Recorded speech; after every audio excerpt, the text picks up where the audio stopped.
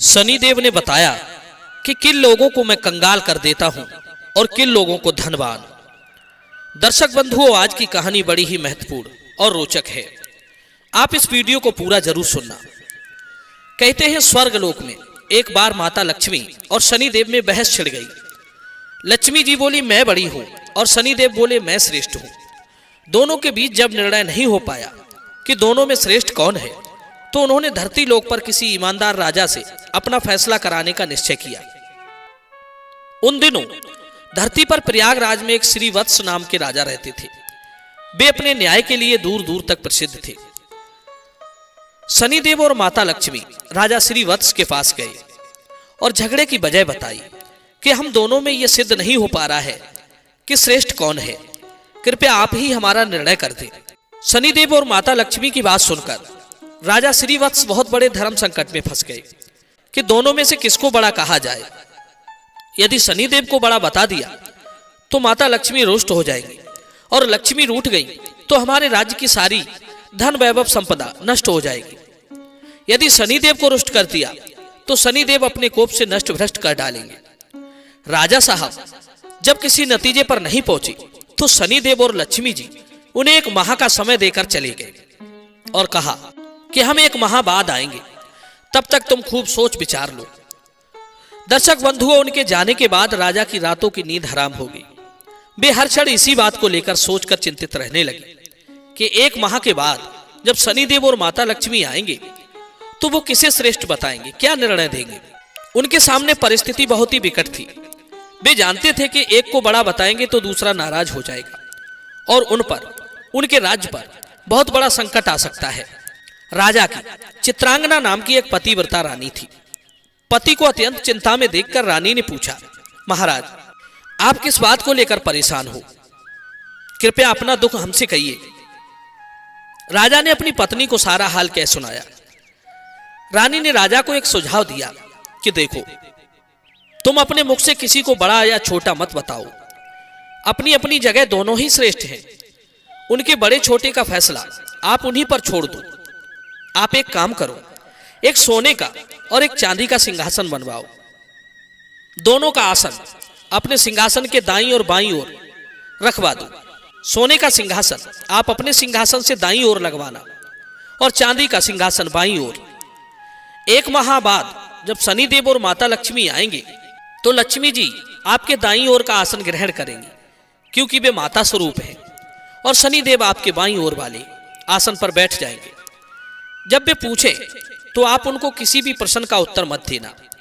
जब वे बहुत पूछे तो उनसे कह देना कि आप लोगों ने अपनी श्रेष्ठता का फैसला स्वयं ही कर लिया, मैं क्या जवाब दूं। रानी चित्रांगना की बात राजा को सही जची। दर्शक बंधुओं, इधर एक महीने के बाद जब लक्ष्मी जी और शनिदेव राजा के दरबार में पधारे तो वही हुआ जैसा रानी ने बताया था। माता लक्ष्मी तो सोने के सिंहासन पर विराजमान हो गई और शनिदेव चांदी के सिंहासन पर। जब उन्होंने अपने श्रेष्ठ होने को लेकर राजा से निर्णय मांगा तो राजा ने कहा कि तुम दोनों ने स्वयं ही अपने बड़े छोटे होने का फैसला कर लिया है, इसमें मैं क्या कह सकता हूं। दर्शक बंधु, यह सुनकर भगवान शनिदेव खिन्न होकर चले गए। माता लक्ष्मी ने राजा से कहा कि पुत्र, शनिदेव तुमसे रुष्ट हो गए हैं और उनके कोप के कारण तुम पर बहुत बड़ा संकट आ सकता है, परंतु तुम चिंता ना करो, मैं तुम्हारे साथ हूं। शनिदेव ने राजा पर ऐसा कोप बरसाया कि उनके राज्य में भयंकर अकाल पड़ गया। लोग भूखों मरने लगे। नर नारी, जीव जंतु सब उनके राज्य को छोड़कर दूसरे राज्यों में चले गए। राजा से अपने राज्य की ऐसी दशा नहीं देखी गई। 1 वर्ष के बाद उन्होंने अपने राज्य को छोड़ने का फैसला किया। अब वे अपनी पत्नी चित्रांगना को साथ लेकर घर से निकल पड़े। एक पोटली में उन्होंने हीरे जवाहरात, कुछ जेवर आभूषण बांध लिए। सोचा जहां रहेंगे वहां विपत्ति में ये बहुत काम आएंगे, इन्हें बेचकर हम अपना गुजारा कर लेंगे। राजा रानी घर से निकले ही थे कि उसी समय भयंकर आंधी तूफान आ गया। चारों तरफ अंधकार छा गया। वे उस अंधेरे के कारण रास्ता भटक गए। समझ में नहीं आ रहा था कि कहां जाएं। तभी माता लक्ष्मी एक छोटी सी कन्या का रूप धरकर आती हैं और लालटेन की सहायता से उन्हें एक नदी के किनारे पहुंचा देती हैं। नदी पर छोड़कर माता लक्ष्मी वहां से चली गई। अब उनके आगे समस्या यह थी कि नदी को पार कैसे किया जाए। भी ये सोच ही रहे थे कि उसी समय शनिदेव एक नाविक का रूप बनाकर नाव लेकर उसी किनारे पर जा पहुंचे जहां राजा रानी खड़े थे। राजा ने नाविक से नदी के उस पार जाने का आग्रह किया। नाविक ने कहा कि देखो भाई, हम तुम्हें उस पार पहुंचा तो देंगे, परंतु हमारी नाव बहुत कमजोर है, इसमें एक बार में एक ही सवारी बैठ सकती है। राजा ने कहा चलो एक एक करके ही उतार दो। अब पहले तो नाविक रानी को उस पार पहुंचा आया, फिर राजा को ले गया। तीसरी बार में उस नाविक ने राजा की धन की पोटली रख ली, लेकिन वो नाविक तो स्वयं शनिदेव थे, इसलिए वो धन की पोटली लेकर नदी के बीचों बीच से गायब हो गए। अब तो उनके पास जो धन था वो भी नहीं रहा, भोजन का संकट खड़ा हो गया। राजा बड़ा ही धीरवान था, भगवान की इच्छा समझकर वो वहां से आगे को चल दिया। चलते चलते वो एक गांव में पहुंचा। उस गांव के लोग जंगल से लकड़ी काटकर उन्हें बेचते थे। राजा भी अपनी रानी के साथ उसी गांव में रहने लगा और लकड़ी बेचकर अपना गुजारा करने लगा। लक्ष्मी जी की कृपा से उसे जंगल में चंदन का बाग मिल गया। राजा ने चंदन की लकड़ियों को बेच बेचकर काफी पैसा कमा लिया। अब तो उसका जीवन बड़े सुखपूर्वक बीतने लगा। राजा और रानी को सुख चैन में देखकर शनिदेव ने एक और नई चाल चल दी। एक सौदागर था जो उस गांव से चंदन की लकड़ी भरकर दूसरे राज्यों में ले जाया करता था। आज उसका जहाज उस नदी के किनारे पर ही फंस गया था। उसने जहाज को चलाने का बहुत प्रयास किया, पर जहाज टस से मस नहीं हुआ। सौदागर के समझ में नहीं आ रहा था कि वो क्या करे। तभी शनिदेव एक ब्राह्मण का रूप बनाकर उस सौदागर के पास आए और बोले, सौदागर, तेरा जहाज तो चल जाएगा यदि कोई पतिव्रता स्त्री तेरे जहाज में हाथ लगा दे तो। सौदागर ने वैसा ही किया। पूरे गांव की स्त्रियों को बुलाया, सबने जहाज को छुआ, पर जहाज फिर भी नहीं चला। किसी ने बताया कि गांव में अभी एक स्त्री बाकी रह गई है जो यहां नहीं आई है। सौदागर स्वयं चलकर उसके घर गया। वो स्त्री कोई और नहीं, रानी चित्रांगना थी। सौदागर ने जब रानी के पास निमंत्रण भेजा तो रानी ने वहां जाने से इनकार कर दिया और कहा कि इस समय मेरे पति जंगल में लकड़ी काटने गए हैं, मैं तुम्हारे जहाज के पास नहीं जा सकती। सौदागर के आदमी ने वापस जाकर उसकी सारी बात बता दी। सौदागर समझ गया कि यही औरत पतिव्रता है और यही उसके जहाज को निकाल सकती है। वो शाम को फिर उसके घर गया। उस समय श्रीवत्स घर पर ही थे और इसीलिए उसने निमंत्रण स्वीकार कर लिया। जब राजा और रानी से कहा कि वो जहाज छू दे जिससे कि वो निकल सके, तो रानी ने अपने पति के कहने पर जहाज को छू दिया और जहाज हिलने लगा। यह देखकर सौदागर के मन में पाप जागा कि क्यों ना मैं इसको अपने साथ ले चलूं। यह स्त्री बहुत सुंदर भी है और यदि कहीं जहाज फिर से फंस गया तो इससे छूकर उसे निकलवा लूंगा। यह सोचते ही उसने चित्रांगना को अपने साथ जहाज में खींच लिया और जहाज लेकर चल दिया। श्रीवत्स चिल्लाता रह गया, परंतु उस समय तक जहाज काफी दूर जा चुका था।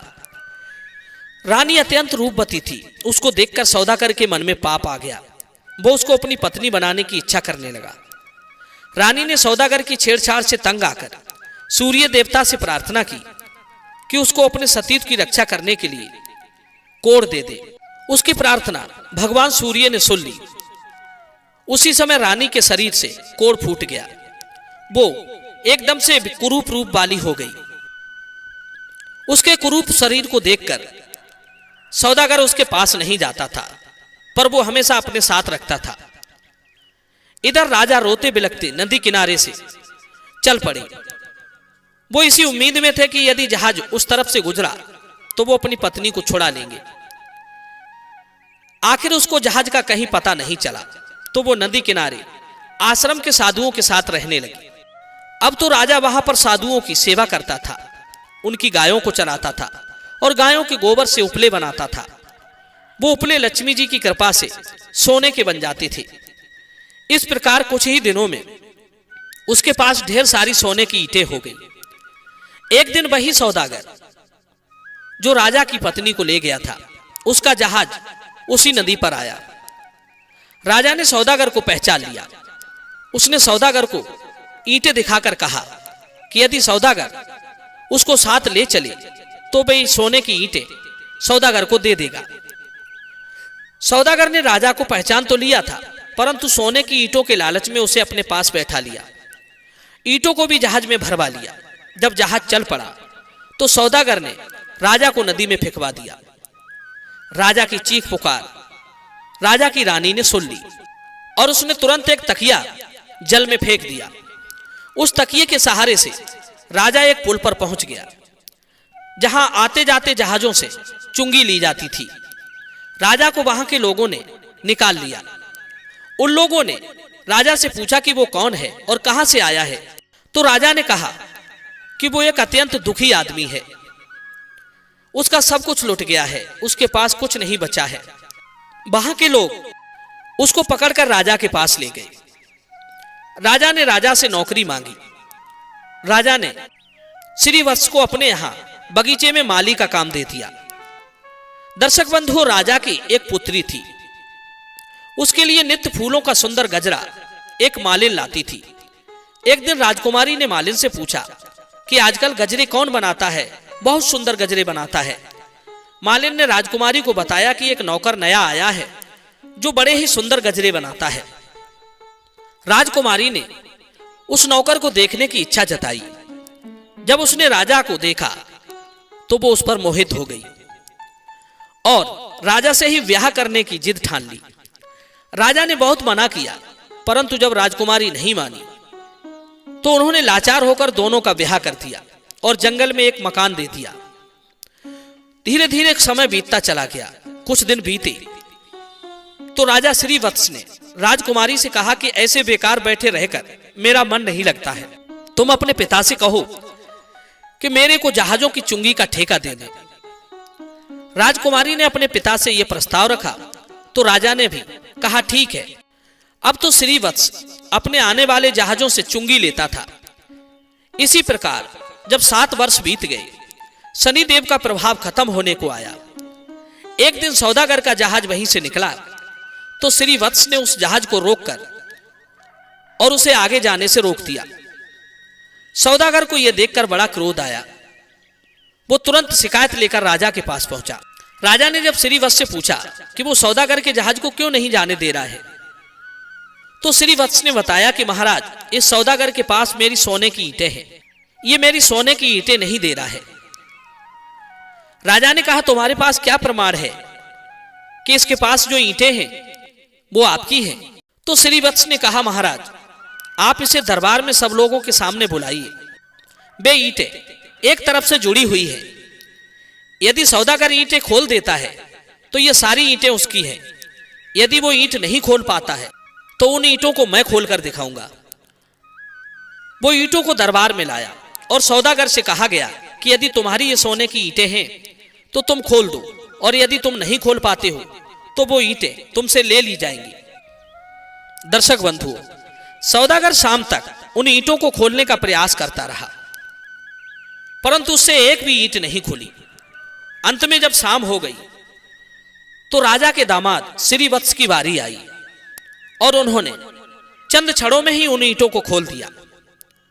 तब राजा ने पूछा कि वो कौन है, तो श्रीवत्स ने पूरी कहानी बताई कि महाराज, मैं और मेरी पत्नी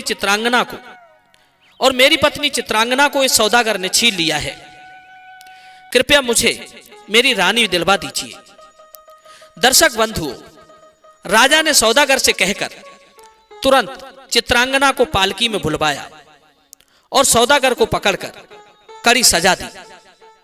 चित्रांगना ने पुनः सूर्य भगवान से प्रार्थना की कि वो मेरे रूप को फिर से पहले वाला लौटा दे। दर्शक बंधुओं, भगवान सूर्य देवता की कृपा से रानी फिर से सुंदर हो गई। राजा ने आदर पूर्वक श्रीवत्स को खूब सारा धन देकर विदा कर दिया। साथ में अपनी बेटी को और चित्रांगना को भी उसने अपनी बेटी मान लिया और खूब धन दौलत देकर राजा को प्रेम पूर्वक विदा कर दिया। राजा पुनः अपने राज्य में लौट आया और फिर से राज सिंहासन पर सवार हुआ। एक दिन शनिदेव ने प्रकट होकर के राजा श्रीवत्स से कहा, राजन, हम दोनों की स्पर्धा तो एक बहाना था। हम आपके सत्य की परीक्षा ले रहे थे। अब मैं तुम्हें बता रहा हूं कि कौन से लोग नाश को प्राप्त नहीं होते। नंबर 1, विपत्ति में भी जो अपने धर्म को और सत्य को ना त्यागे, उसका कभी नाश नहीं होता, अपितु देवता लोग भी उसकी सहायता करते हैं। नंबर 2, गरीबी आने पर भी जो अन्याय का मार्ग ना चुने, पाप का धन ना खाए, वो देवताओं का सदा कृपा पात्र रहता है। मैं उसका कभी बुरा नहीं करता, अपितु उस पर लक्ष्मी की कृपा सदैव बनी रहती है। नंबर 3, धन संपदा पाकर भी जो अभिमान ना करे, वृद्ध और गुरुजनों का, दीनहीनों का जो अपमान नहीं करता है, मैं कभी उसका बुरा नहीं करता, अपितु उसकी सहायता ही करता हूं। मेरी कृपा से लोग पल मात्र में धनवान बन जाते हैं और क्षण मात्र में कंगाल। राजन, जाओ, मेरे वरदान से तुम्हारा राज्य फिर से संपन्न हो जाएगा। धन दौलत से, धन धान से संपन्न हो जाएगा। तुम्हारी प्रजा खुशहाल हो जाएगी और कभी दुख दरिद्रता तुम पर नहीं आएगी। राजा को वरदान देकर शनिदेव और माता लक्ष्मी वहां से चले गए। दर्शक बंधु, ये कहानी कैसी लगी? अपनी कीमती राय कमेंट बॉक्स में जरूर देना। मिलते हैं आपसे अगली वीडियो में एक और चर्चा के साथ। आप सभी का बहुत बहुत धन्यवाद। जय श्री कृष्णा।